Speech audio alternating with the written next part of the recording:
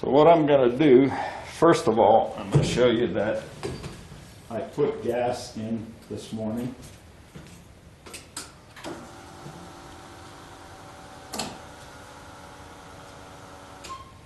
So you should have heard the fuel pump go and the Sniper Prime. I'm going to try to see if I can find, well, the first thing I wanted to show you. I wanted to zoom in on the gas gauge to show you that, number one, it works, and number two, based on the fact it's that one on the left, and there's a little, the wire from the handheld is in the way. I'm going to move that wire out of the way. It says unleaded fuel only. You can see that F for full. Maybe if I move this camera back a little bit, I can get a better, slightly better angle.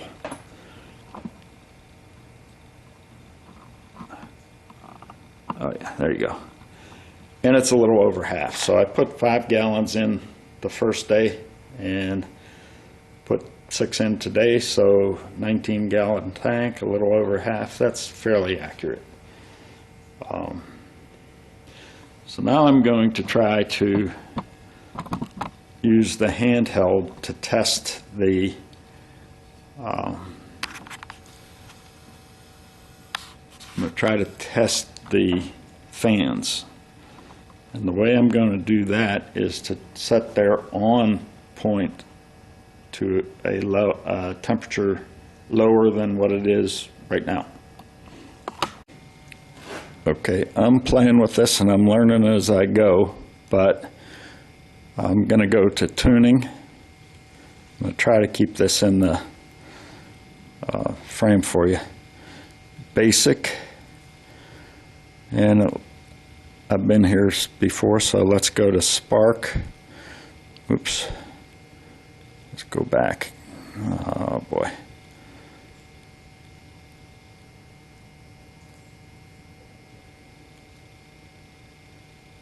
Tuning, basic, Spark.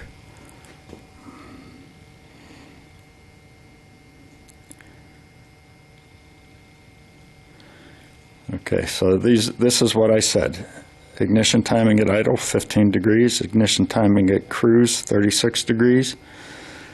Ignition timing at wide open throttle, 36 degree. Cranking ignition timing, 15 degrees. Now, some of these I selected, and some of them the wizard gave to me because, I guess, of what I selected. Like ignition timing at wide open throttle, I picked. For I think the idle I picked as well. Other than that, that's it. So let's go to basic idle. Engine idle speed 1500 RPM. That's what I set for break-in anyways. And I could change that with this. So let's go to basic fuel. Target air fuel ratio. At idle, 13.5 to 1. At cruise, 14 to 1. At wide open throttle, 13 to 1. So it's going to richen it up a little bit when you open up the throttle.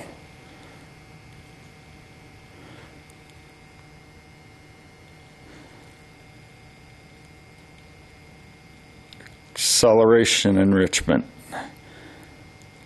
I don't know what that means. I didn't pick it. 13.1 pounds per hour. Now this will self-learn after we get it started and drive it for a while. Fuel prime. And this, I don't think fuel prime is enabled. 150%. Fuel prime multiplier. I have no idea what that means. I'll have to look it up.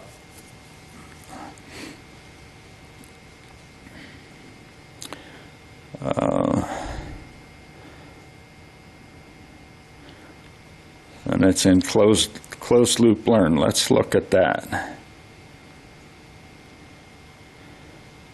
Closed loop is enabled.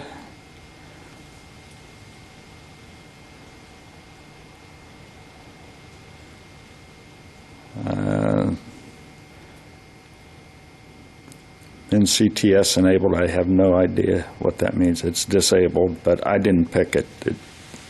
The wizard did it. And coolant temperature is not available. Basic fuel learn is enabled. Okay. I'm going to try and find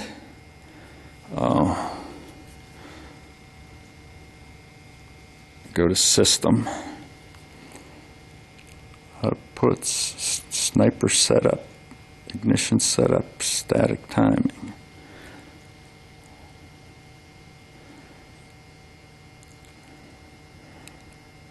So, Quadrajet Sniper is the system type. Actual system fuel pressure is 60 psi. Fuel injector flow will be 100 pounds per hour.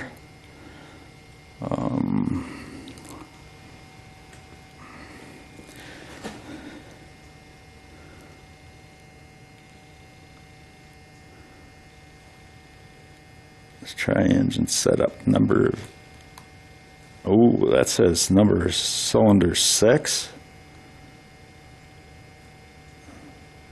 I don't know how that got that. Okay, engine displacement 355, cam type stock.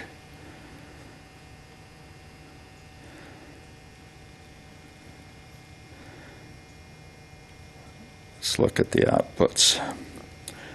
Here's where I want. Fan number 1 on temperature is at 190 degrees. Off temperature is 180. So I suspect I'm going to have to reset those. Fan on temperature. Let's go with about 50. And I think I'm going to have to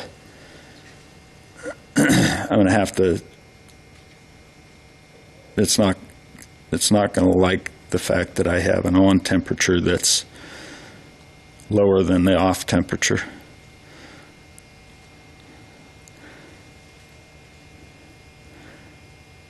See, that's exactly what it told me. Fan on must be above off. Okay, so now I'm going to, I don't know if it took that.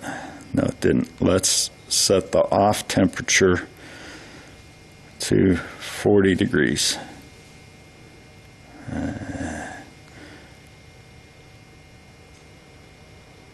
Not 440. Okay, fan on temperature. Now let's go for 45.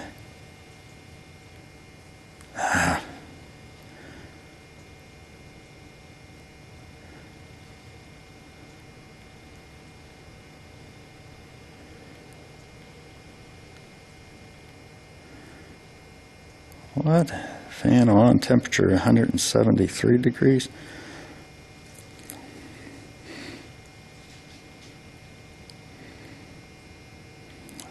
I don't know where it's getting some of these numbers.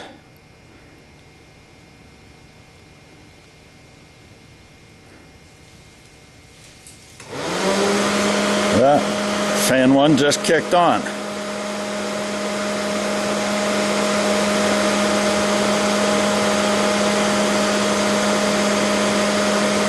Let's go back to the 190. 190.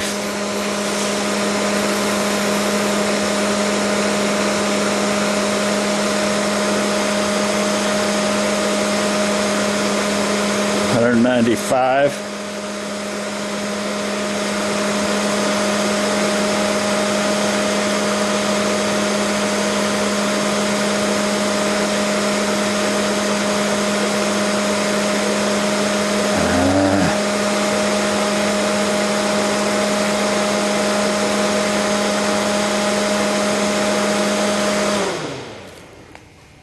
I made it 195 and 180 like they had it, it turned off. So let's test fan number 2. Off temperature, let's just do the same thing we did before because it worked.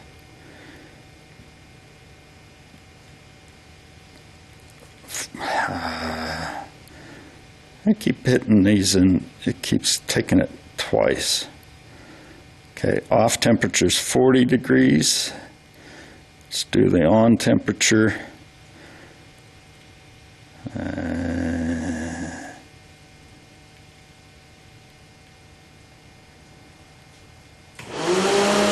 There's fan number 2.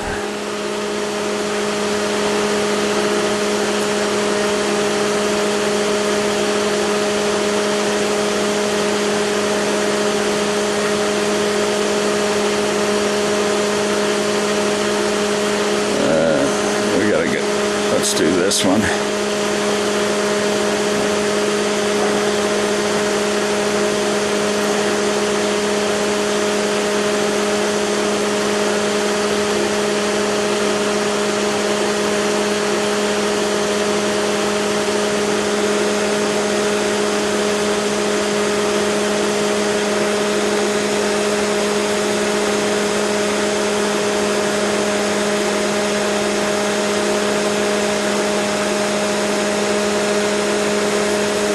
I believe that was 190.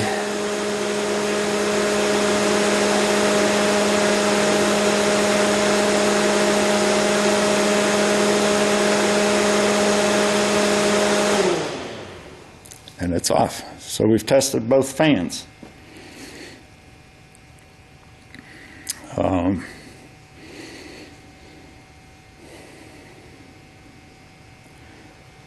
Okay, I am going to turn off the ignition now and tell you a little bit more about what I found out yesterday.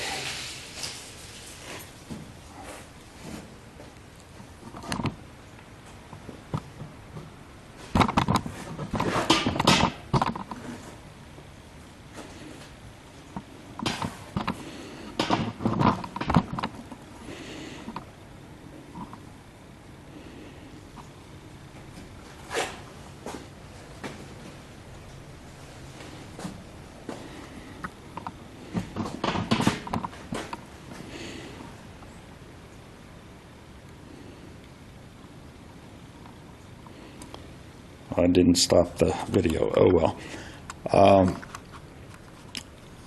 Right there.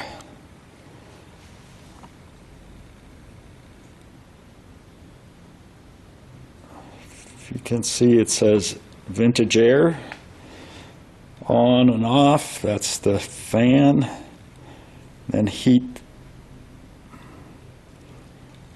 I can't even read it on the screen here. There's a lever for heat and a lever for cold. So basically, I didn't realize that was connected because I had it wrapped in a piece of bubble wrap and I couldn't see it. So whenever I put power to the new fuses,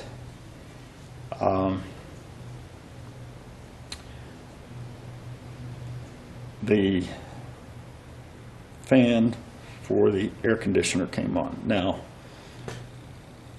I seemed to recollect back in several months ago when I was working on the vintage air that there is a calibration procedure for the controls there to calibrate it for your system.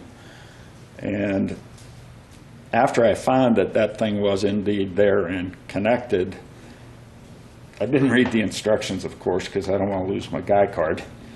But I played with the on and off, the speed control for the fan, and after taking it up and down a couple times, it actually shut the fan off. And if I would reach in there now and turn it on,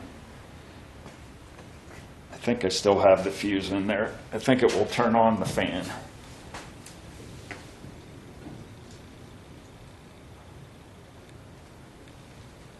Yeah, but you gotta have the ignition on. So there you have it. Mystery solved on the fan. Now I will have to calibrate that whenever I'm